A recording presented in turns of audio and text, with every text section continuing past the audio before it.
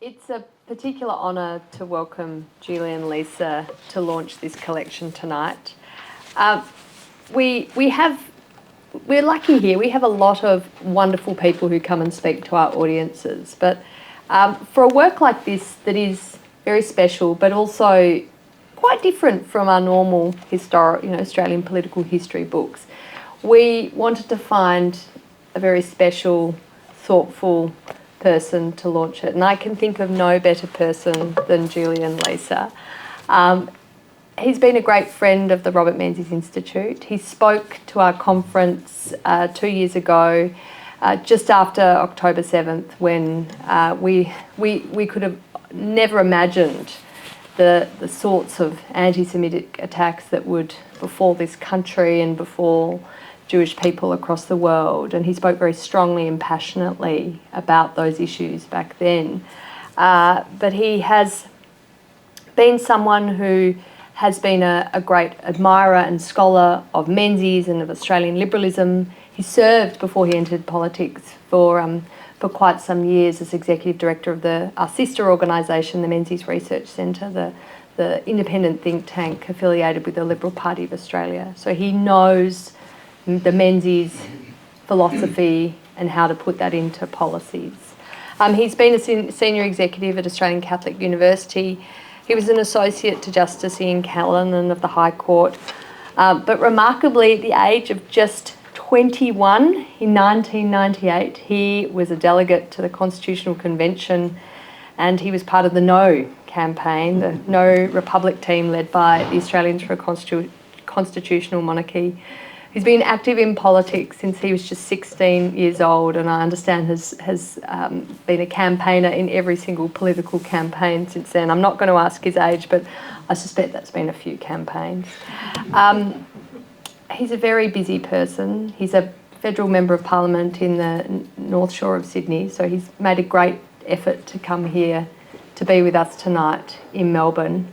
Not least, he hosted the Tom Hughes oration last night in Sydney that Senator James Patterson delivered, and if you haven't read it, please do. Whether you're a Liberal supporter or not, it is an incredibly important address, because even if you're not a Liberal Party supporter, you have an interest in a strong opposition to hold the government to account, and James Patterson, through this oration, is setting out a path forward. And I think for Liberals it's very reassuring, and I think for Australia more broadly it's very reassuring that the opposition is taking its role very seriously and rebuilding in that tradition of Menzies. And I'm sure Julian will speak more about that tonight. The other thing I should of course mention, which I did at the beginning, is that Julian was awarded the McKinnon Prize for Political Leadership last week with his colleague across the other side of the Parliament, Josh Burns, the federal member for Macnamara. Both these members of Parliament are Jewish, of their Jewish faith, and both have been staunch in their condemnation of anti-Semitism, and it's for these efforts and this advocacy and I think clarity of purpose and vision that they have been awarded this very, very important prize. So it's a great testament to your work in the Parliament and public life generally. Thank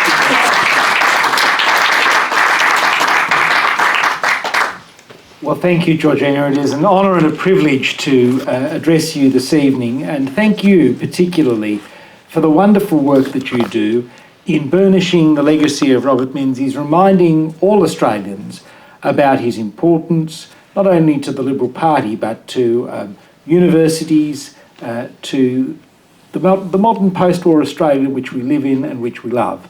And I just want to acknowledge the wonderful work that you do. I want to acknowledge Jeff Hone from your board. I want to acknowledge Alan and Mary Lou Archibald. Thank you so much for sponsoring this wonderful project. Projects like this only get completed because good people put their hand in their pocket and help. And I have to say, Alan, that could have been the launch speech. It was really just fantastic. And it was the brevity that I would expect from one of Australia's leading silks, who's used to seeing the little red or green light go on at the High Court for special leave. That's after 20 minutes. You get a little bit longer than me this evening. Can I also acknowledge my friend Madeline Ogilvie, who's the Tasmanian Minister for the Arts. I have been looking forward to meeting Madeline, and tonight, Georgina, you've put us together, and I think she's doing a magnificent job, and I look forward as the Shadow Minister for the Arts to taking some of the ideas that she's developing in Tasmania and making them national. And finally, I want to acknowledge my friend Damien Freeman, who wrote the introduction to this book and who's a fellow at the Centre. Can I also acknowledge the traditional owners of the land on which we gather and pay respects to elders past and present. Tonight I'm going to do two things. I'm going to talk about the poetry of Sir Robert Menzies, but I'm also going to talk about the lessons we need to take from Menzies and adapt them to the way we live now. It's a genuine honour to be invited this evening to launch this very important volume. This volume, Fancies, I Dare Not Speak, The Hidden Verse of R.G. Menzies, edited by William Cook, Georgina Downer and Victoria Reynos, is a singular achievement, and I commend you for it. For most Australians, the thing that springs to mind when one thinks of Menzies and poetry is the image of the Prime Minister welcoming Queen Elizabeth II to Australia in 1963 and hearing people nod and say, oh yes, you know what's coming. Where Menzies concluded his remarks with the couplet from the 17th century poet Thomas Ford. He said, I did but see her passing by, and yet I'll love her till I die.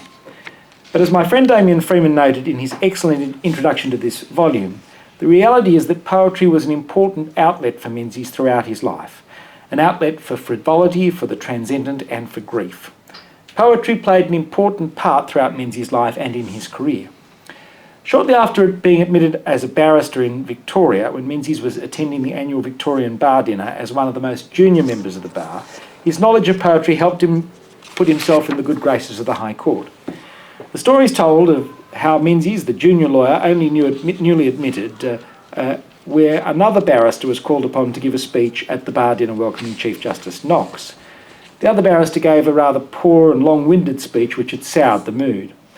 Menzies was asked to stand up and recite a few lines which recovered the evening entirely, and it set him on a path to popularity in his early career at the Melbourne bar. Those lines of poetry saved the day. Being handy with a few lines of verse helped Menzies throughout his career. His excellent education, his well-furnished mind, gave him a rich resource on which to draw. As I read this publication of Menzies' poetry, one's particularly struck by Menzies' early interest in nature and the way nature plays a part in Menzies' thinking.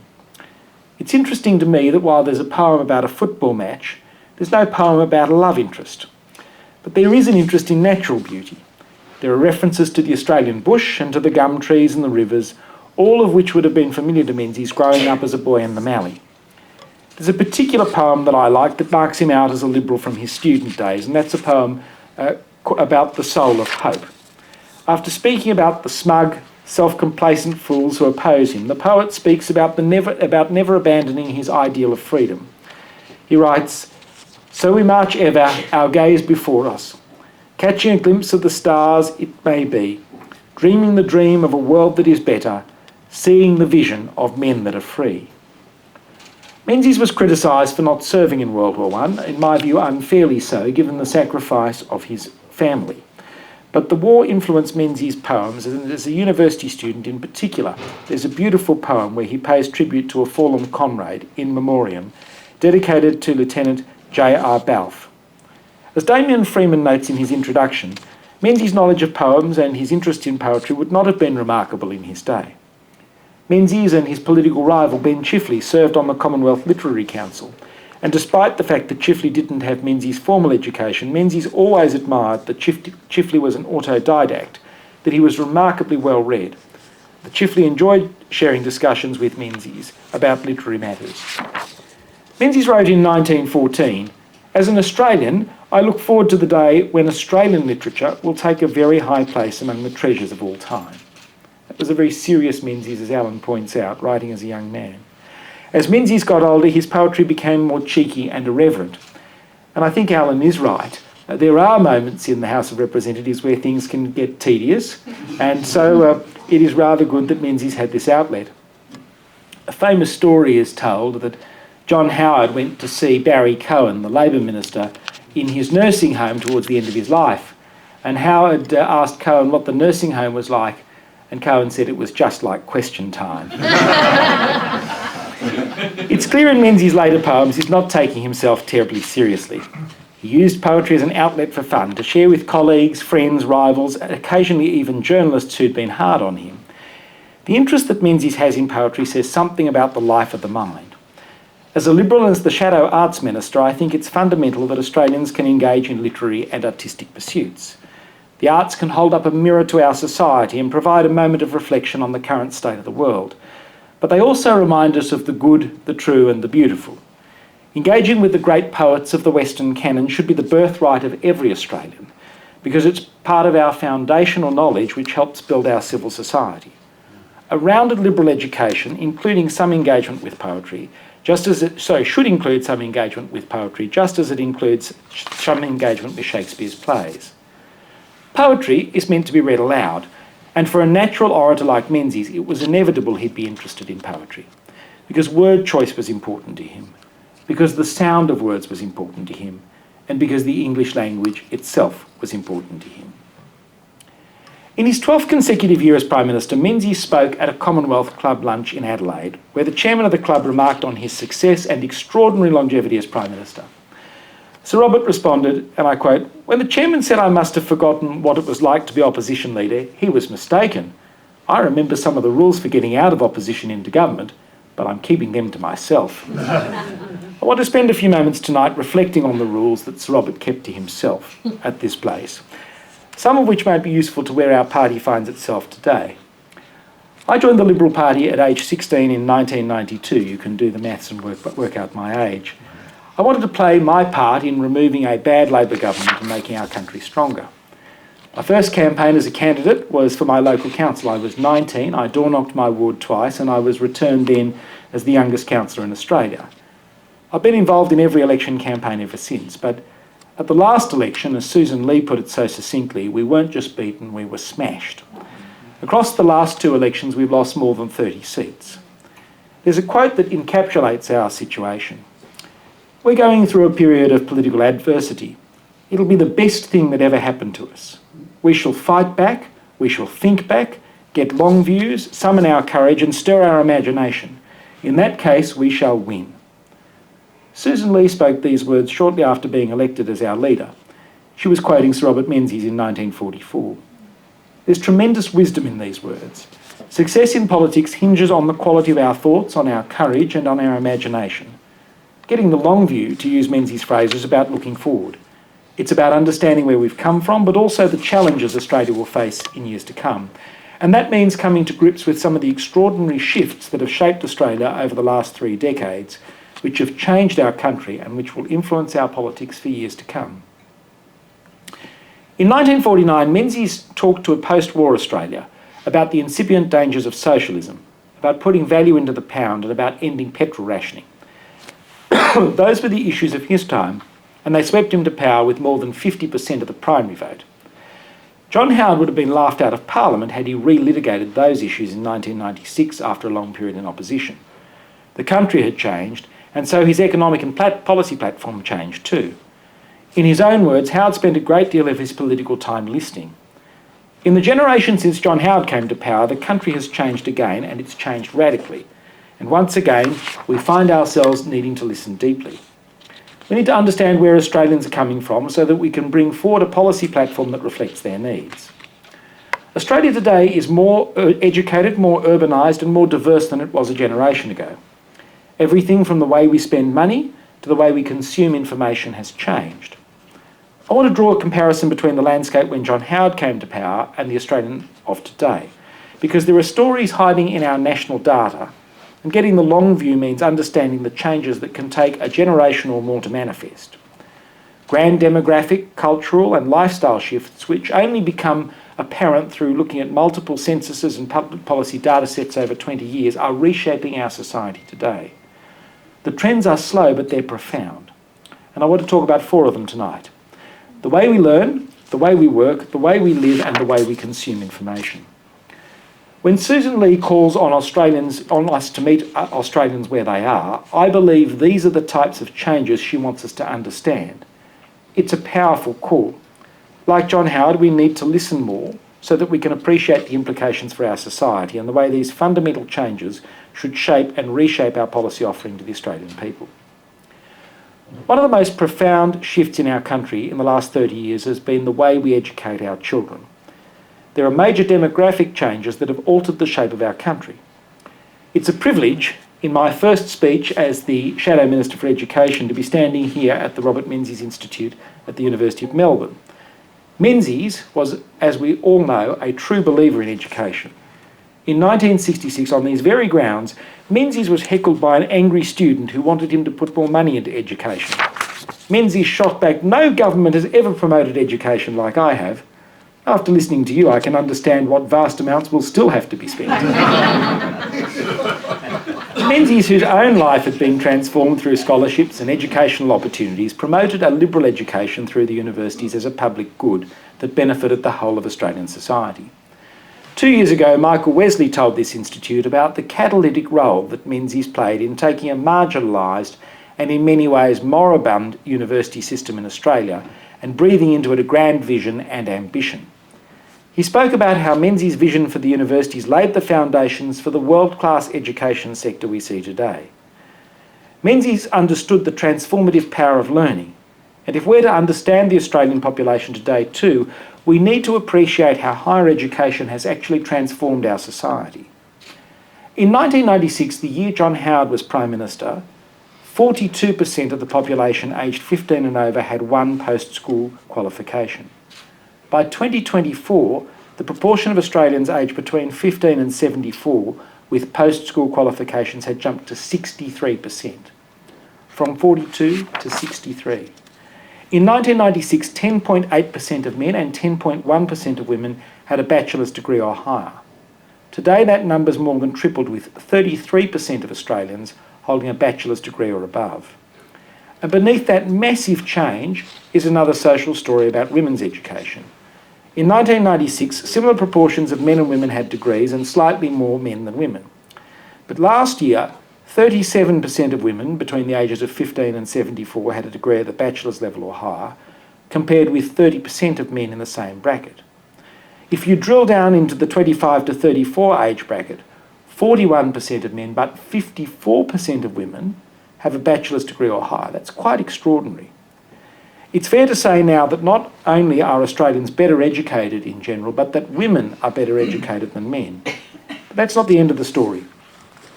The fitness for purpose of our education system is not only in what it teaches, it's in how well it prepares the next generation for the years to come.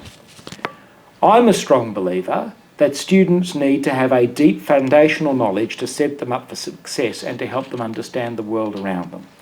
The basics of a strong education, reading, writing, maths, science, and a proper understanding of our history are non-negotiable. Without that foundation, we are failing to equip our children with the tools they need to build a successful and productive career in life. We should expect that our education system will set high standards and drive excellence in these fields. We do not want to fall into the trap of low expectations. We owe it to the next generation to deliver explicit teaching and to combat classroom disruption. These are the foundations of learning.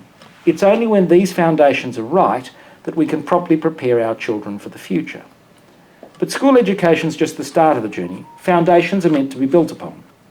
What's clear is that Australians need to be lifelong learners. There's a phrase often attributed to the American thinker Alvin Toffler, who said, "The illiterate of the 21st century will not be those who cannot read and write, but those who cannot learn, unlearn and relearn." Ironically, it appears the quote may be inaccurate or misattributed, but it's a good line and it makes a clear point. We're moving to a world where the ability to adapt will be definitive of success, and there's a growing unease that our education system just isn't quite there. The types of changes to our education system flow through to the jobs market, and I'll give just 3 examples about manufacturing, agriculture and female participation in the workforce.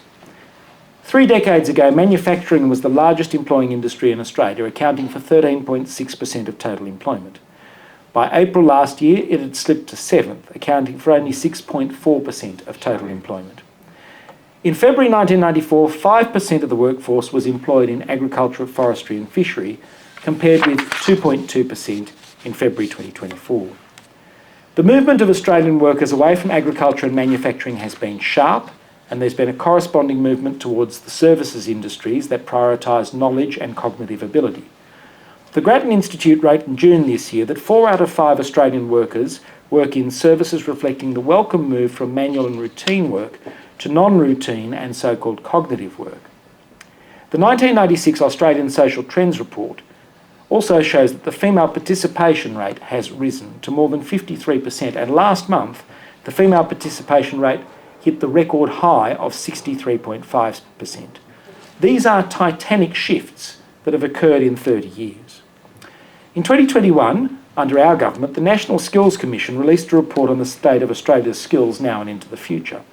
It's a report that talks about big picture trends that are shaping the way Australians work now and the way they will work into the future.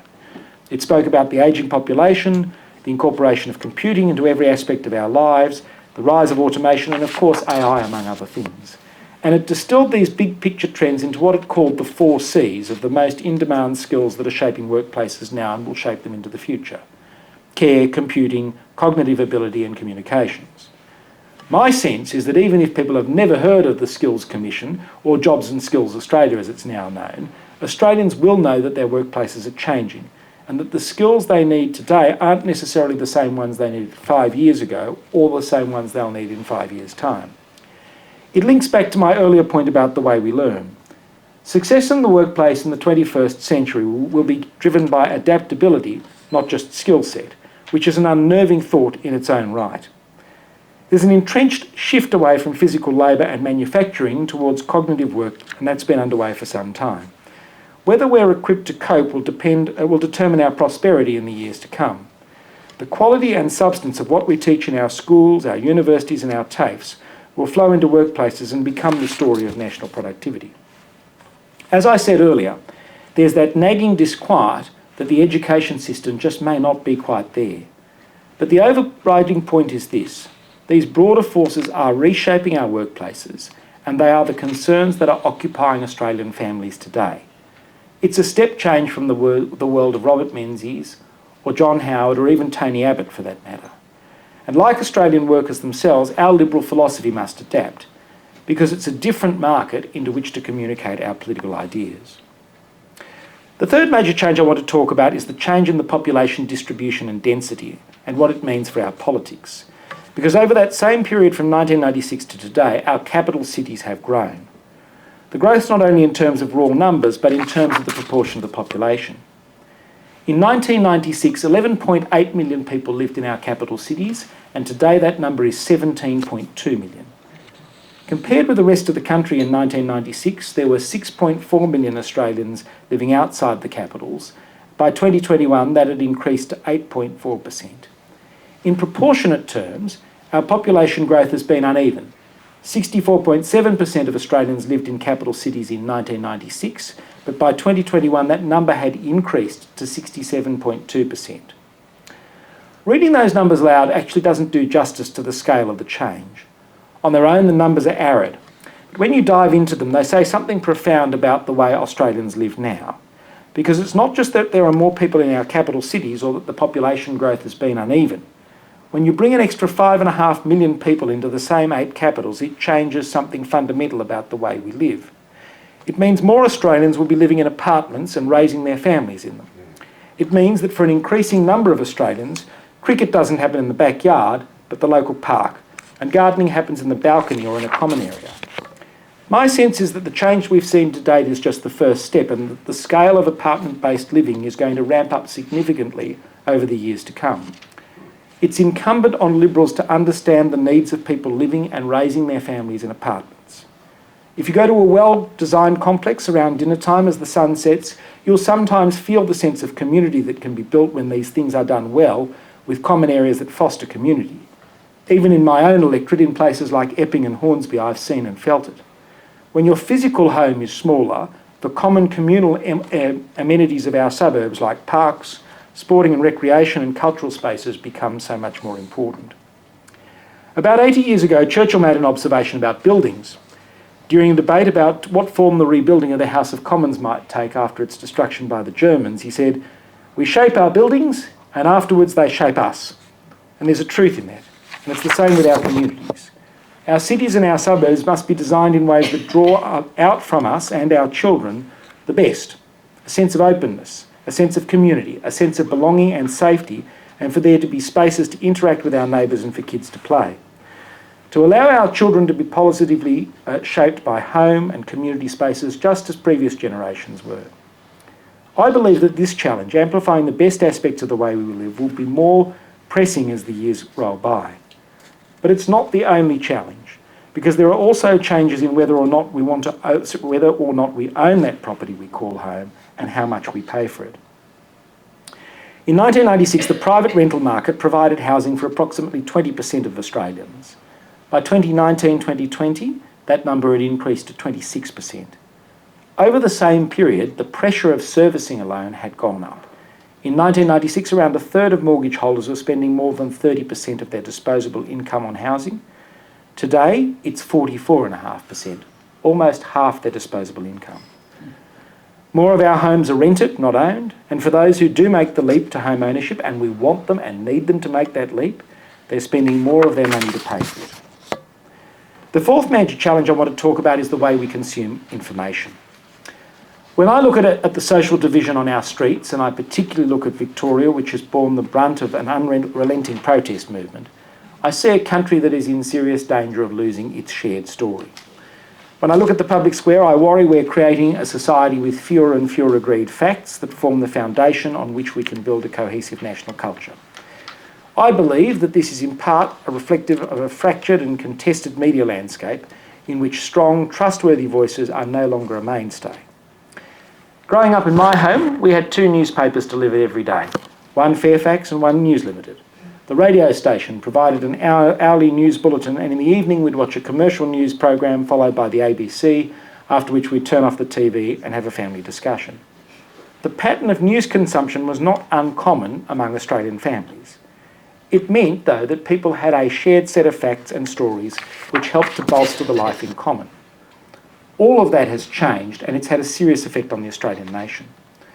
In 2024, the Australian Communications and Media Authority released a report showing that 79% of Australians now access their news through online sources, compared to 58% on television, 42% for audio, and just 18% for newspapers. This differed by age. More than half of Australians aged 75 or older had read a print newspaper in the previous week, compared with just 7% of 18 to 24-year-olds. But it's the story of social media that's critical here. The ACMA report showed that for 38% of 25 to 34-year-olds, the main source of news was not a traditional media outlet or even an online news website, but a social media website or an app. For those aged 18 to 24, the number was even higher at 46%. Increasingly, the news that comes from these social media platforms doesn't come from professionally produced news media outlets or official and reputable sources, but online special interest groups, which make up 38% of that market. Among young Australians, this is a shocking statistic for anyone who cares deeply about our political culture and public debate. 31% turn to celebrities and social media influencers for their news and media content. And I dare say those numbers have probably grown higher in the last 18 months. Effectively, fewer people are paying attention to any form of hard news than ever before. Their sources of information are determined by algorithms which have no interest in or no understanding of our shared national story. They drive people to echo chambers where they won't hear the competing viewpoints that you'd see through traditional media. What then are the conclusions to be drawn by the Liberal Party? In 1949, Menzies pioneered the use of radio to sell his message to the Australian people with staggeringly effective results. These days, the idea that you could solely get your message through traditional media outlets and trust that people would receive that message is, well, quite frankly, it's dead. But the point isn't simply that we must concentrate more on social media. In a fractured media landscape, if we want to articulate a consistent national story, a vision that binds us together as a nation, that story needs to reach people through every medium. And it needs to be able to cut through, especially in a country with compulsory voting, but with a communications environment that's fraught with noise and competing narratives, where fewer and fewer people are paying any attention. The point is actually about the quality and the cut-through of the ideas. In part, our success as a party will be driven by the ability to distill a clear and cohesive suite of ideas that bring people together regardless of how they're communicated. I want to conclude tonight by saying a few words about the approach I intend to take in my new capacity as the Shadow Minister for Education. Because adapting our liberal values and philosophy of the portfolio starts with an understanding of the landscape. And I've made a few comments about values that will underpin my approach already. Again, the data tell a really interesting story about our institutions and how we're being educated as a nation. There are nearly 4 million school students in Australia today, around 63% of them in government schools. Catholic schools make up 20% and the remaining 17 are in independent schools. The non-government sector has been the fastest growing, with independent schools growing more than 18% in the last 5 years and Catholic schools by more than 6%. In higher education, we had more than 1.6 million students enrolled in our tertiary institutions in 2024. Of these, almost 1.1 million were domestic students and 589,000 international students. Student numbers are recovering from the pandemic, but males are now less likely to commence education than they were 10 years ago. In the 2023-24 financial year, international education was worth $51 billion to the Australian economy. 30.2 billion of that was paid in GST and 20.6 paid in tuition fees. It is still a major export industry. In 2024, there were more than 341,000 4- and 5-year-olds enrolled in a preschool program. Of course, there are broader overlaps with the broader childcare and early childhood education sector. The June quarter report from this year showed that there are more than 1 million Australian families using a childcare service, with a total of more than 1.4 million children attending around 15,000 different approved childcare services. That's just under half of all Australian children aged under 5 and under. Let me just say that again.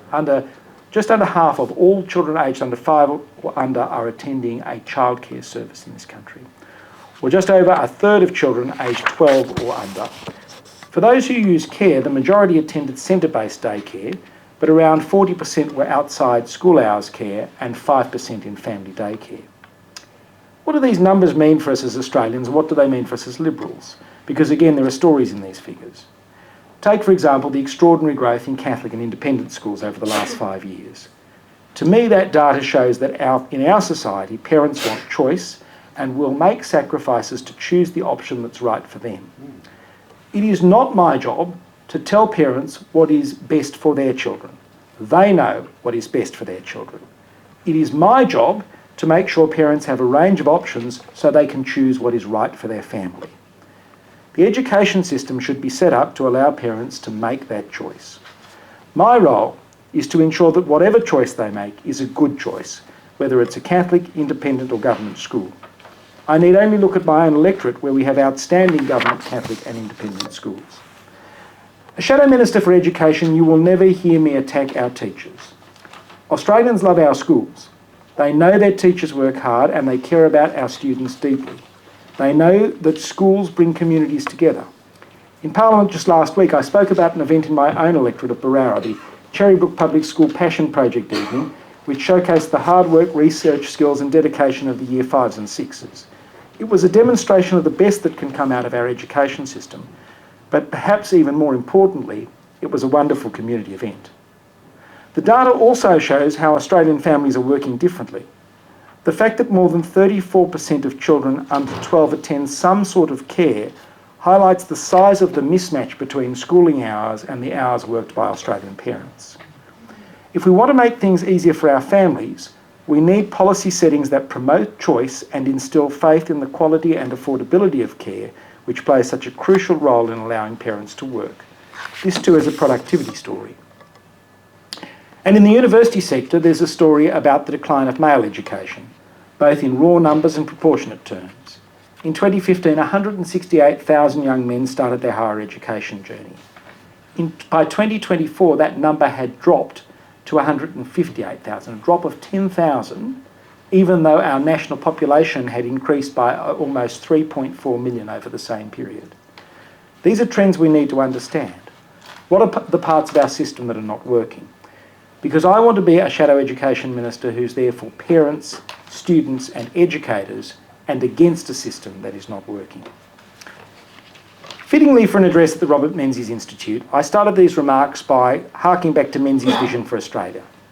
Famously, Menzies built his appeal to the forgotten people. The middle classes, he said, those people who are constantly in danger of being ground between the upper and the nether millstones of the false class war. The middle class who, properly regarded, represent the backbone of this country. There's a new forgotten people in Australian politics. The new forgotten people are working hard. They're proud of their jobs and they're giving it their all. But they are just not being rewarded. These are the ones whose aspirations are not being realised, who are being left behind by the changes I outlined earlier. They're good people doing good work, but wondering how they'll get ahead. It's the IT professionals and lawyers and accountants, the sales assistants and the aged care workers, the pharmacists and the pathology workers and the independent contractors and consultants. People working and living in our cities trying to secure a better lifestyle amid a myriad of financial and social pressures. But others are too. Public servants who are working in every electorate in our country, teachers, police officers and nurses from Maranoa to Wentworth, who are motivated by a commitment to service that warrants our respect. People running small businesses, from plumbers to cafe owners to security system installers whose long-term fortunes rely on strong and stable economic management. Quiet and pragmatic people.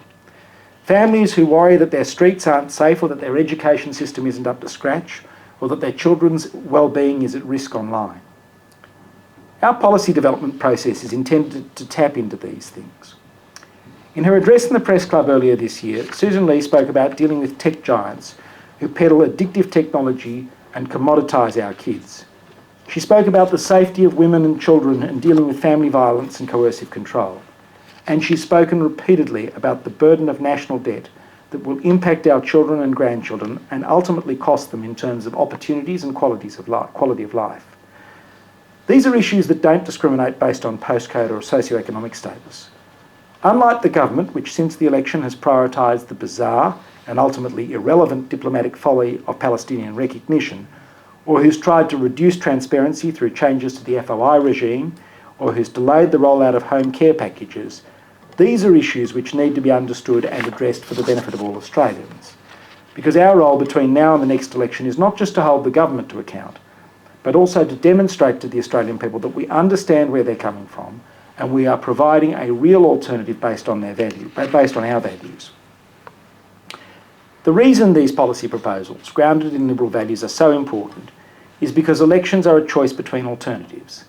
It's never just about how bad a government is, it's also about the alternative. And I believe there are millions of Australian women and men who want someone better to vote for. They want to be able to vote for someone who's not a trade unionist or a professional activist. They want to be able to vote for a party of government so that their vote influences the policy direction our nation takes. They want to avoid the volatility that comes with populist or reactionary movements and movements driven by protest or false class struggles. They want to know that there's a party that understands where they live, how they work and study, and the challenges they face. And they want to be able to have the confidence that their voices are being heard by the alternative government of Australia. Australians want that option on their ballot paper, and that's a gap only the coalition can fill. In the spirit of our great founder, Sir Robert Menzies, therefore, whose words of inspiration have drawn me to reflect on the state of play tonight, I'm delighted to launch his great set of artistic works, the great collection of poems entitled Fancies, I Dare Not Speak, the Hidden Verse of R.G. Menzies. And I congratulate the Menzies Institute for their wonderful work.